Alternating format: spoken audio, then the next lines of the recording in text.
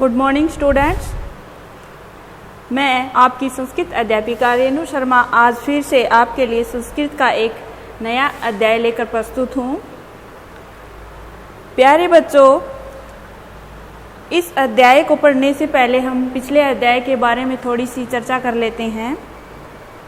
पिछला अध्याय हमने जो पढ़ा उसका नाम है वृक्षा। इसमें वृक्षों के महत्व के बारे में बताया गया है।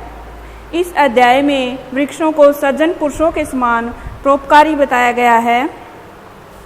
जिस प्रकार सज्जन लोग दूसरों की भलाई करते हैं, वृक्ष भी उसी प्रकार हम सबकी भलाई करते हैं। मुझे उम्मीद है कि आपको यह अध्याय बहुत अच्छे से समझ में आ गया होगा। आज का हमारा अध्याय है समुद्र तट।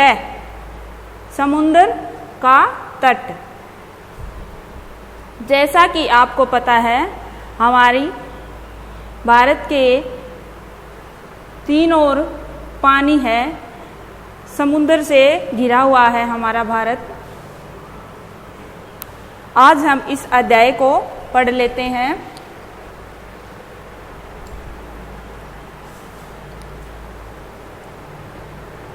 षष्ठ है, पाठ है।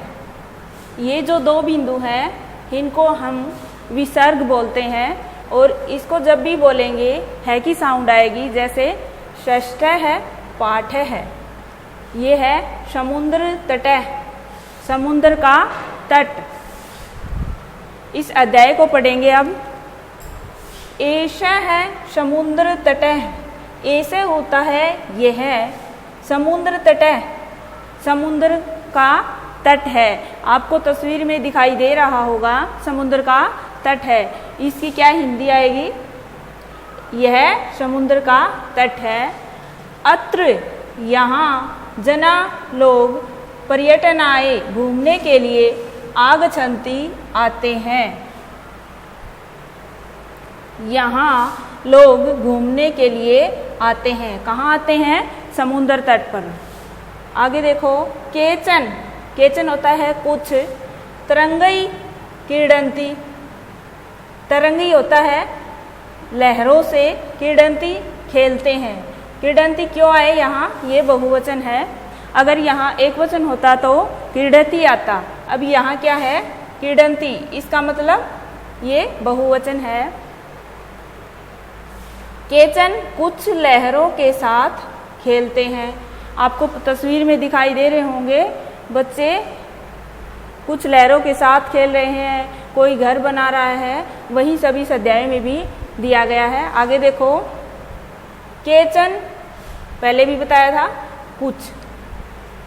च का अर्थ होता है और। नौका भी, नौकाओं से।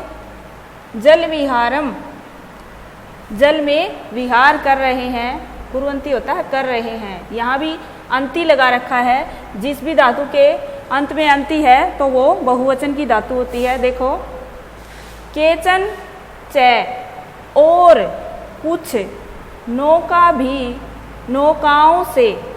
जल विहारम कुर्वन्ति, जल विहार कर रहे हैं। तेसु उनमें से। केचन कुछ, कंदुकेन बॉल से या गेंद से। क्रीडंती खेलते हैं। तेसु उनमें से कुछ बॉल से खेल रहे हैं या खेलते हैं। आगे है बालिका। यहाँ एक है नहीं, सॉरी, अगर यहाँ विसर्ग लगा दिए तो ये बहुवचन है। अगर यहाँ विसर्ग नहीं है तो ये एक वचन होता। अब यहाँ विसर्ग है, इसका अर्थ है ये बहुवचन है।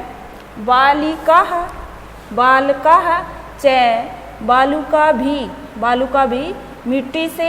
बालू का ग्रहम, मिट्टी का घर। रचयंती बना रहे हैं। कुछ लड़कियां और कुछ लड़के। च का अर्थ होता है और। मिट्टी का घर, मिट्टी से मिट्टी का घर बना रहे हैं। कुछ लड़के और लड़कियां मिट्टी से मिट्टी का घर बना रहे हैं। रचयंती होता है बनाना। मध्य मध्य, बीच बीच में। तरंगा लहरें। बालू का ग्रहम, मिट्टी के घर को परवाहयंती बहा ले जाती हैं। बीच बीच में लहरें मिट्टी के घर को बहा ले जाती हैं। ऐसा यह क्रीड़ा प्रचलती एवं यह क्रिया चलती रहती है। यह क्रिया लगातार चलती रहती है।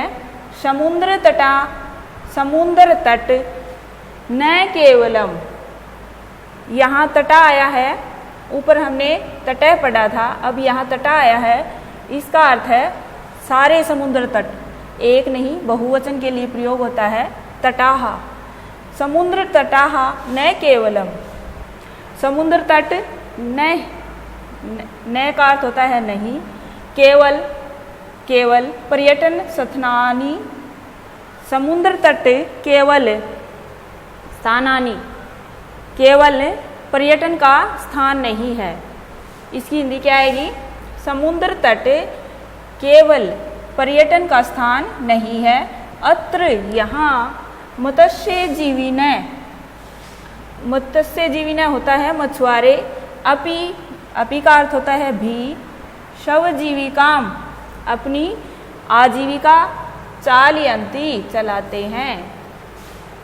इसमें कहा गया है कि समुद्र तट केवल पर्यटन का स्थान नहीं है, अर्थात घूमने का स्थान नहीं है। यहाँ यह मछुआरों के जीविका का भी साधन है, अर्थात मछुआरे अपनी जीविका चलाते हैं मछलियाँ पकड़कर, किससे? समुद्र से। आगे देखो, अस्माकम देशे, हमारे देश में, अस्माकम होता है हमारा, देशे देश में, बहवः बहुत, समुद्र तटाः समुद्र तट, सन्ति हैं, हमारे देश में बहुत से समुद्र तट हैं।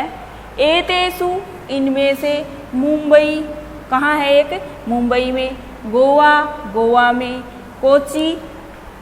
कोची में, कन्याकुमारी, विशाखापट्टनम में,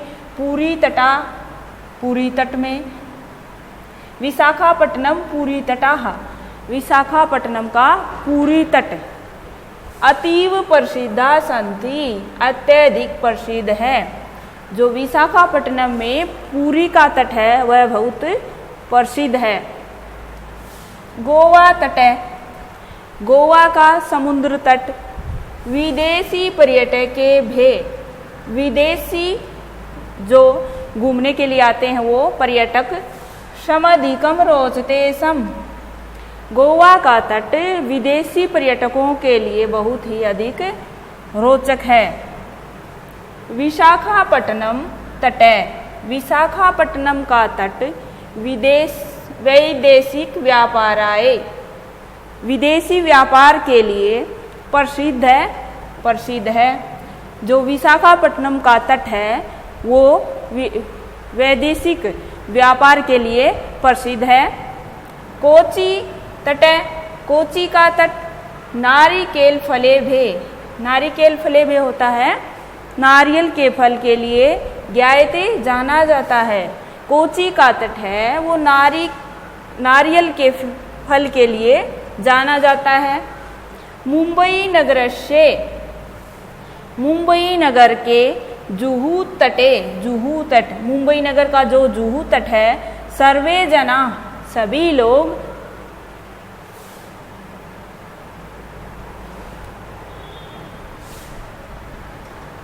शवरईम विहरन्ति, मुंबई नगर का जुहू तट सभी लोगों को बहुत अच्छा लगता है। चेन्नई नगर से मेरीना तट, चेन्नई नगर का जो मेरीना तट है, देश से सागर तटेषु दीर्घतम, जो देश के जितने भी तट हैं उनसे सबसे बड़ा कौन सा तट है? मेरीना तट। चेन्नई नगर का मेरीना तट देश के सभी तट हैं जो उनमें से सबसे बड़ा है। दीर्घतम क्या होता है? बड़ा है। दोबारा से देखो इन दोनों लाइनों की।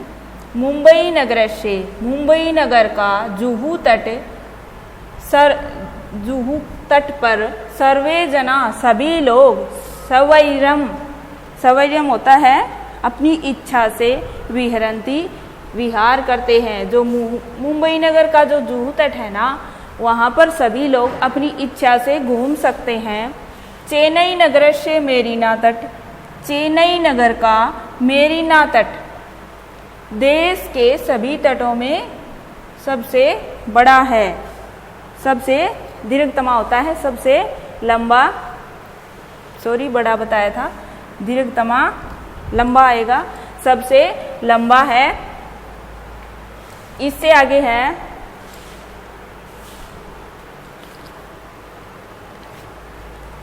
भारतस्य, भारत की त्रिषु तीनों दिशासु दिशाओं में समुद्र तटा संति, भारत की 3 दिशाओं, 4 दिशाएं होती है ना, चारों में से 3 दिशाओं में क्या है, समुद्र तट है। अस्मात् एव कारणात्, इसी कारण से, अस्मात् इसी कारण से, एव होता है ही, कारणात् कारण से, भारत देश है, भारत देश प्रायद्वीप इति कथ्यते, इसी कारण से भारत देश को प्रायद्वीप भी कहा जाता है।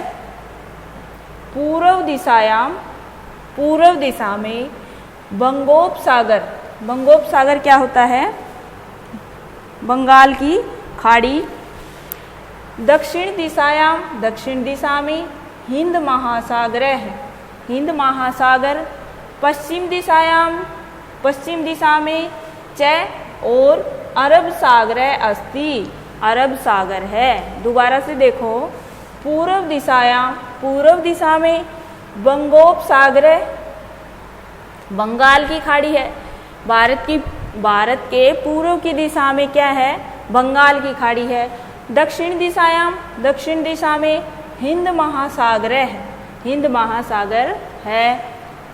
पश्चिम दिशायाम च अरब सागर अस्ति, पश्चिम दिशा में क्या है, अरब सागर है। एतेषाम, इन सब, कौन, ये जो पूर्व और दक्षिण और पश्चिम दिशा में जो ये सागर हैं, ये सब। तर्याणाम, तीनों, इन तीनों। अपि भी, सागराणाम, सागरों से, सागरों का, सागरा नाम क्या होता है, सागरों का संगम है, संगम। कन्याकुमारी तटे, कन्याकुमारी का जो तट है वहाँ भवती होता है। इन तीनों, जो ये 3 बंगाल की खाड़ी, अरब सागर और हिंद महासागर हैं, इन तीनों का संगम, एतेषाम तर्याणाम, इन तीनों का संगम कहाँ है, कन्याकुमारी तट पर है। एतेषाम तर्याणाम अपि सागराणाम संगम कन्याकुमारी तटे भवति, इन तीनों का संगम कन्याकुमारी तट के ऊपर है। अत्र पूर्णिमाया, यहाँ, अत्र होता है यहाँ, पूर्णिमाया, पूर्णिमा को, चंद्रोदय, चंद्रमा का उदय, सूर्यास्तम, सूर्य का अस्त होना, च और युगपदेव द्रष्टुम शक्यते, यहाँ पूर्णिमा को, चंद्रमा और सूर्य, च का अर्थ होता है और, यहाँ पूर्णिमा को चंद्रमा का तो उदय होते हुए और सूर्य का अस्त होते हुए एक साथ, युगपदेव होता है एक साथ, द्रष्टुम, देख, द्रष्टुम शक्यते होता है देखा जा सकता है। यहाँ पूर्णिमा को चंद्रमा का उदय और सूर्य का अस्त होना एक साथ देखा जा सकता है। इसी के साथ हमारा यह अध्याय कंप्लीट भी होता है। मुझे उम्मीद है आपको यह समझ में आ गया होगा। आगे देखो, आगे इसमें शब्दार्थ दे रखे हैं, आपको ये अच्छे से याद करने हैं। जब तक आप शब्दार्थ नहीं करेंगे आपको संस्कृत के अनुवाद नहीं होगा। जो अनुवाद करोगे उसके लिए आपको शब्दार्थ याद करने पड़ेंगे। आगे देखो, अभ्यास है, ये देख लो एक बार। उच्चारणम कुरुत, उच्चारण कीजिए। ये जो दे रखे हैं कॉलम में ये वर्ड, इनका आपको उच्चारण करके देखना है कि आपको ये कैसे बोलने हैं। देखो, ये है तरंगई, तरंगई होता है लहरें। मत्स्य जीविने, मछुआरे। विदेशी पर्यटके भे, विदेशी पर्यटक। संगम, संगम मिलन। त्रिषु, तीनों। वैदेशिक व्यापाराय, विदेशी व्यापार के लिए। प्रायद्वीप, प्रायद्वीप। बंगोपसागर है, बंगाल की खाड़ी। चंद्रोदय, चंद्रमा का उदय। आगे क्वेश्चन आंसर दे रखे हैं, इनके उत्तर मैंने पीडीएफ में कर दिए हैं, आप कर लेना। इससे आगे है मंजूषात पदानी चित्वा रिक्त स्थानानि पूर्यत। ये जो मंजूषा दे रखा है, ऊपर दे रखे हैं ना कॉलम में, इसी को मंजूषा बोलते हैं। इसमें से आपको खाली स्थान, पदानी ये पद हैं, इनको चुनकर, चित्वा होता है चुनकर, रिक्त स्थानानि पूर्यत, खाली स्थान पूरे करो। जो मंजूषा में दिए गए हैं उनको, उन पदों को चुनकर आपको ये खाली स्थान फिल करने हैं। देखो कै पाठ, कन्याकुमारी तटे तरियाणाम सागराणाम भवती। कन्याकुमारी तट के ऊपर अभी हमने अध्याय पढ़ा, उसमें आया था जो 3 सागर थे उनका संगम हुआ कन्याकुमारी तट के ऊपर। तो क्या आएगा इसमें? संगम। क्या आएगा? संगम, संगम।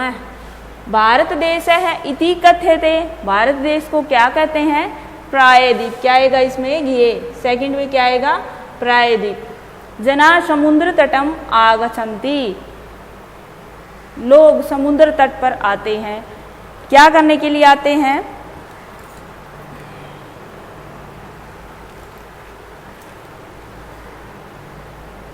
क्रीड़ा करने के लिए या पर्यटन आय के लिए। तो क्रीड़ा तो बच्चे करते हैं, यहाँ क्या आएगा? पर्यटन आय। बालू के बाले भे, बाले भे बच्चे क्रीड़ा रोचते।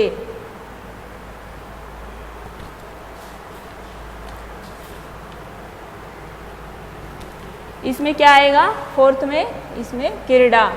भारत से पूर्व दिशायाम अस्ति, भारत की पूर्व दिशा में क्या है?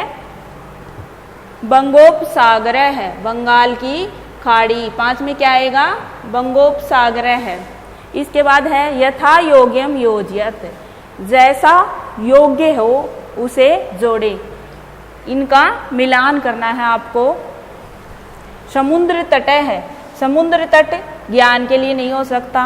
पोषणाय, पोषण के लिए नहीं। प्रकाशाय, प्रकाश नहीं देता। पर्यटनाय, पर्यटन के लिए। तो समुद्र तट है यथा योग्यम योज्यत, जैसा उचित हो। तो इसमें क्या आएगा? समुद्र तट है पर्यटनाय। इसके बाद है क्रीडनकम, क्रीडनकम में क्या आएगा? खेलनाय, खेलने के लिए। क्रीडनकम खेलने के लिए। दुग्धम, दुग्धम दूध, दूध से क्या होता है? दूध। पोषणाय। दीपक, दीपक दिया, दिए से क्या होती है? रोशनी, प्रकाश, प्रकाशाय।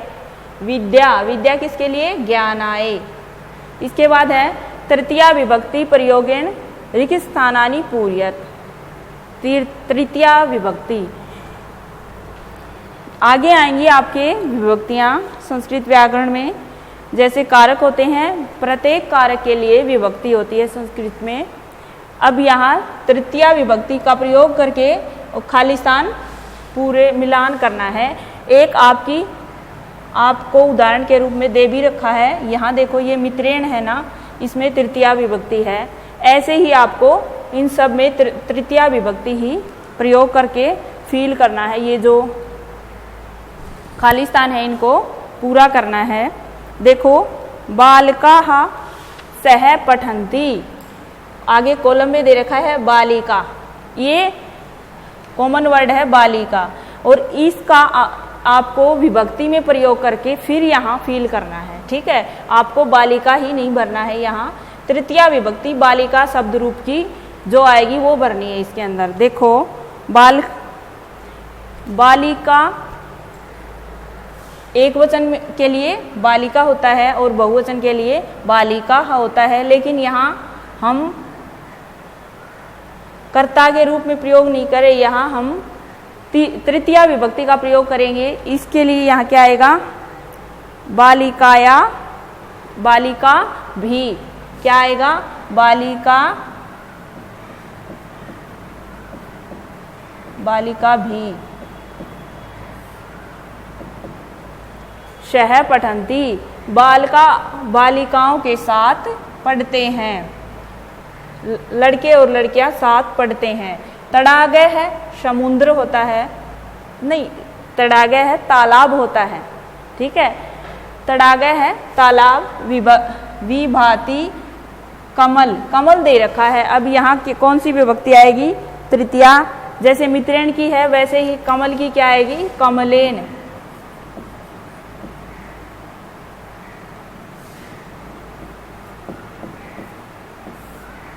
इसके बाद है अहम अपि खेलामी, मैं भी खेलता हूँ। किससे खेल रहा है, कंदूक, कंदूक क्या होती है, गेंद, तो यहाँ क्या आएगा, कंदूकेन। तृतीया विभक्ति में कंदूकेन आएगा। यहाँ बालिका भी आया है, ये इसलिए आया है ये क्योंकि ये स्त्रीलिंग है और ये सब क्या है, पुल्लिंग है। पुल्लिंग में एन आता है तृतीया एक वचन में। ठीक है, इसके बाद अश्वा सह धावन्ति, यहाँ अश्व दे रखा है तो यहाँ क्या आएगा, अश्वेन, अश्वेन। इसके बाद है मृगाः सह चरन्ति, मृग दे रखा है मृगेण, क्या आएगा इसमें, मृगेण।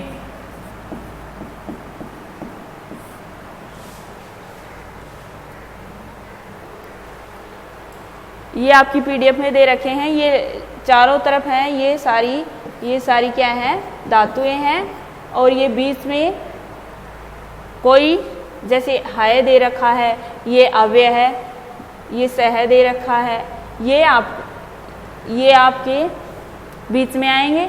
जो वर्ड जो आप जैसे यहाँ सह आ गया ना, क्रिया से पहले आएगा, और ये हैं, ये सारे कौन हैं,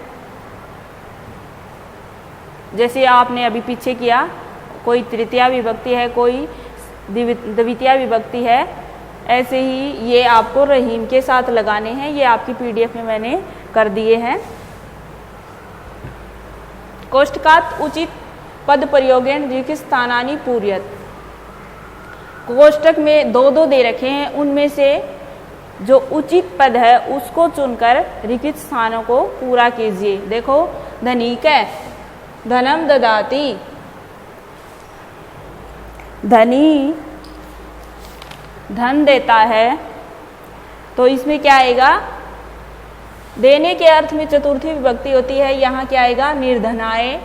बालः विद्यालयं गच्छन्ति, बालक विद्यालय जाता है, किसके लिए जाता है, पठनाय, यहाँ भी चतुर्थी विभक्ति आएगी। सज्जनाः जीवन्ति, तो यहाँ भी क्या आएगा, चतुर्थी। ये सारे आपको कोष्टक दे रखे हैं, ये सारे चतुर्थी के लिए ही हैं, चतुर्थी विभक्ति ही भरनी है आपको। तो यहाँ क्या आएगा, परोपकाराय। आगे है प्रधानाचार्य प्रीतोषिकम यच्छन्ति,